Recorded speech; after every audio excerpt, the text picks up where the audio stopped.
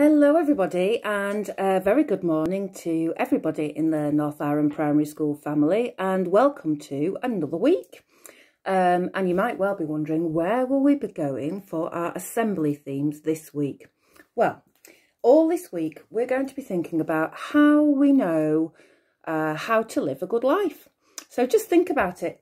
How and where do you learn about how to live a good life? Who teaches you right from wrong? Who teaches you the good things to do in life and the things to avoid doing? Well, first of all, the most important people who teach you those values, those ways to live, good ways to live your life, are your parents, of course, or the people that you live with. So just take a moment to think about what important values, what things have my parents and the people I live with who take care of me at home, what have they taught me? If I think back to my mum and dad, when I was your age, they taught me some really important things and values and ways to live a good life. They taught me to always tell the truth and never lie. And also that if I had made a mistake, if I had done things wrong, which I would do because we're all human beings and we're not perfect, that it was really important to take responsibility for those mistakes. And they also always taught me to be kind. So it might be that the people at home are teaching you those things. I'm sure they are. School, of course, teaches you those things through our rules. And remember our 3 rules. Number 1, we are ready, always ready. Number 2, we are respectful. And number 3, really importantly, we looked at it last week, we are safe. If you have faith, it might be that you learn how to live a good life from religious books like the Bible or the Quran, or perhaps when you visit places of worship, churches or mosques or gurdwaras. Very often they'll be teaching there about how to live a good life.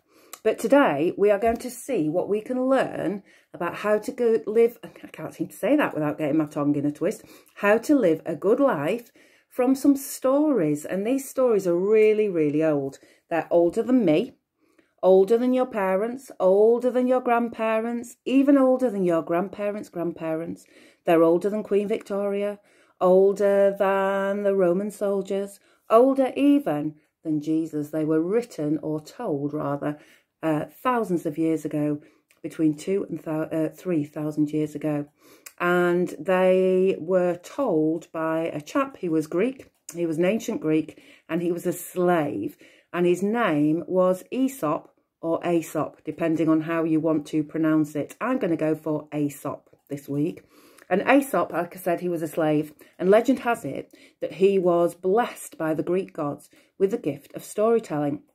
And what makes his stories extra specially interesting is that they have a moral to them, a message, if you like, all about how to live a good life. So every day this week, I'm going to read you one of Aesop's fables, and we're going to think about what's the moral of this story and how does it help us when we're thinking about how to live a good life in school and at home. And I've got my favourite collection of Aesop's fables. They've been collected together by my favourite illustrator of all time, I think, in storybooks, a gentleman called Brian Wildsmith. And I've got all of his books. So I've got his versions of the Christmas story and the Easter story. And this is his version of Aesop's fables. So he went back to those old stories and he's retold them again with wonderful illustrations. So here's the first one. It's one of the most famous Aesop's fables. Just move my flowers out of the way. And it's all about, is it better in life to go at things really hard and fast and win and be first? Or is it better sometimes, just sometimes, to be slow and steady? And our first story this week is called The Hare and the Tortoise. A hare and a tortoise were having an argument. The hare, who could run very, very fast, thought he was much cleverer than the tortoise, who could only move slowly and had to carry his house around on his back. So there's our hare, who thinks he's very clever, very fast. And there, children, is our tortoise, carrying his home with him on his back. Let's see what we can learn from this story. But the tortoise did not agree. To the hare's surprise, the tortoise challenged him to a race. "We will run from here, over the hill, through the hedge, then along the carrot field to the old cart," he said. And the hare just laughed at him. "Well, I'm sure I'm going to win, but sure, we can race if you like." News of the race spread quickly, and the birds and animals all gathered to watch. They were also sure that the hare would win. Here's all of the animals excited to watch the race. I can see a red squirrel there, a fox, a badger. Oh, look, here's a creature that's always meant to be very clever in stories, a wise owl, and even a cat, all sorts of other woodland creatures. Let's see what happens in the race. "The tortoise won't have a chance," cried the fox. "Wait and see," said the wise owl. There he is, looking very wise indeed. It's funny that, isn't it, how in stories it's very often the owls who are seen as being very wise creatures. Well, the cockerel offered to start the race, and the spectators stood back, and the cockerel swelled up, ready to give the signal. So here we are, all the animals waiting on the start line. And there's our tortoise. And there's our hare. And there's the cockerel, ready to give his signal. I bet you can guess what his signal's going to be. Cock-a-doodle-doo! In a flash, the hare was off, flying over the grass. And the tortoise hardly moved. In a few moments, the hare had run over the hill and reached the hedge. He looked behind, but of course the tortoise was not in sight. The hare stopped to nibble some tasty leaves. You can just see him there, taking a break to nibble some leaves. Maybe that'll give the tortoise a chance to catch up. The tortoise plodded on and came to the hill. Whew, he nearly gave up. But he was a brave and strong tortoise, and it was hard work for him to climb, but all the birds called in encouragement to help him on his way. "Keep going, tortoise," they sang to him. "Look how steep that hill is."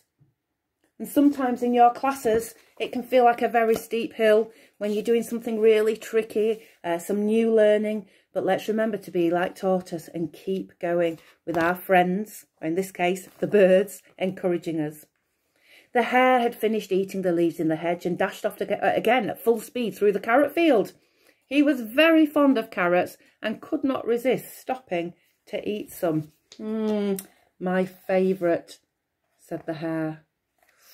And all the time, behind him, way behind him, the slow tortoise kept on going. Well, the hare ate and ate, until he was so full that he had to go lie down and sleep for a while.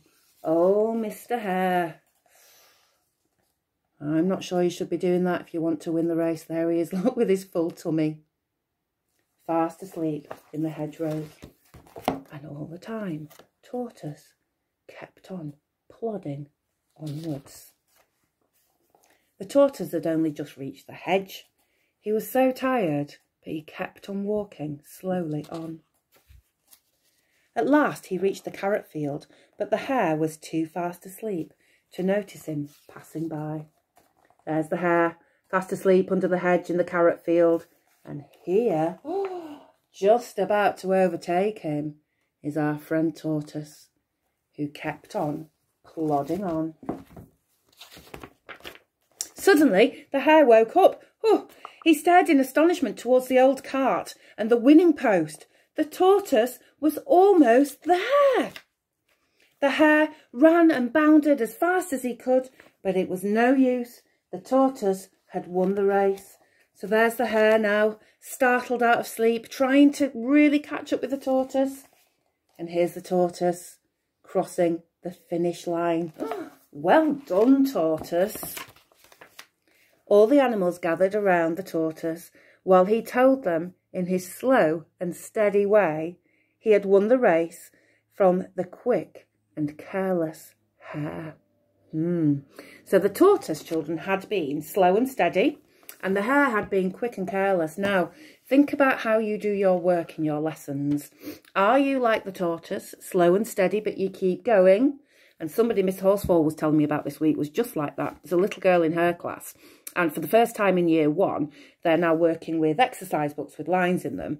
And this little girl was very determined last week that she was going to fill the page of her book. And all morning, she kept on writing sentences. I think they were telling a story, writing a story in their books. And everybody else was a bit like the hare. And they were very quick to finish and say, yeah, I've done it. They didn't check for the mistakes or the spellings or check that they'd got the capital letters and full stops. They just handed the work in. Not this little girl. She kept on going slow and steady, just like the tortoise. And then, one magical moment, she said, I've done it. I finished my whole page for the very first time. So if you're a person who always needs to be first, who always needs to win, and who sometimes, if you're being really honest with yourself, sometimes rushes their work and maybe hands it in when it's not the best quality. It doesn't matter whether you're in year 1 or year 6, that can still be the case. Perhaps you need to be a bit more tortoise, a bit more slow and steady, a bit more thorough, a bit more accurate. It's not always being the fastest finisher that makes the best work. Sometimes slow and steady wins the race. So I'm going to leave you with that message today. And tomorrow's story, let's have a look in the book, is going to be all about, very similar to one of our other stories. It's called The Rich Man and the Shoemaker. So I'll see you tomorrow for more Aesop's Fables. Bye for now.